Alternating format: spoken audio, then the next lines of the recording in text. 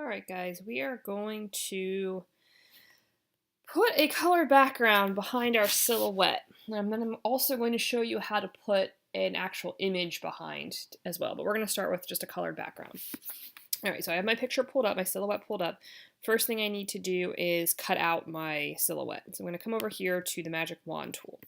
Make sure my layer is selected, kind of come to the magic wand tool. It's over here, it looks like a little magic wand. I'm going to click, and you're going to see a portion of the background got selected. Hold down Shift and then keep clicking. What's going to happen is it's going to select your background. Okay, if you have glasses or other areas where the background shines through, make sure that you also click there. It looks like I have my background selected. And then I'm going to come up to Select and click on Inverse. What that's going to do is it's going to cut out it's going to inverse the background. Now my silhouette is selected. Okay. All right, next we are going to come up to Select Refine Edge. Okay. And then you're going to go to the View mode. Okay, you want to be on black, which I kind of already was. And then you're going to make sure that your tool is big enough. Okay, so you can click on the brackets to make your brush bigger or smaller. And what you're going to do is you're just going to hold down and click inside your silhouette and then paint around the edge. And what that's going to do is it's going to get rid of all that like little white space. So if you have hair, it's going to get rid of that. And it's just kind of refine your edge. So again, you're clicking inside the blackness of your silhouette and then clicking that on the edge, and that's kind of filling in and getting rid of that white edge. So once you have that all taken care of, you can click OK. I think mine looks pretty good. Okay. Give it a second to think about it. Okay, and then you're going to come back to this original picture, no big deal. Next thing you're going to do is click down here on the layer mask, which is the white rectangle or the gray rectangle with the little white circle in the middle. Okay. All right. Next, you're going to come up to Layer, New Fill Layer. Okay. I'm going to show you a solid color, but if you would like to put a gradient or a pattern behind your silhouette, that is something you can also do and try those two things out. They work basically the same. I'm going to go with solid color. I'm going to hit OK. And then I'm going to select a color that I want to use for my silhouette. Okay, I'm going to go with this like green color. That looks kind of nice. Ooh, no, not that one.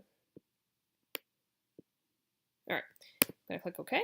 And now you should just see the color on your screen and it covered up your silhouette. So you need to drag your layer underneath so that your silhouette shines through. Okay, good. That looks good for mine so far. Next thing, so this could be your stopping point if you just want a solid color. I'm going to show you how to do a vignette so it looks like a little bit more natural. Vignette is where it either is light around the edges or dark around the edges and kind of fades out. I'm going to go to my layer, new adjustment layer, and hue saturation. Click OK. All right, I'm going to turn my saturation down just a little bit. And I'm going to turn my lightness down a little bit just to kind of darken that out. All right. Next thing I'm going to do is come over to the marquee tool, and I'm going to make sure I'm on the one that is an oval. Okay, I'm going to draw an oval around my silhouette. Again, this is for the vignette effect. Okay, go ahead and let that go. Go up to Edit, Fill, and you're going to fill that with black. Click OK.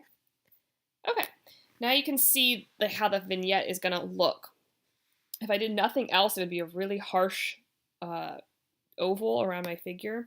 So I'm going to come up to Filter, Blur, click on the option that says Gaussian Blur. Let's click OK. Okay, and you're going to see some options there for you. And what you want to do is go ahead and start clicking. Probably you're going to want to make your pixels a pretty big number. So you're starting to get an area that's looking a little bit blurred. You click OK. Okay.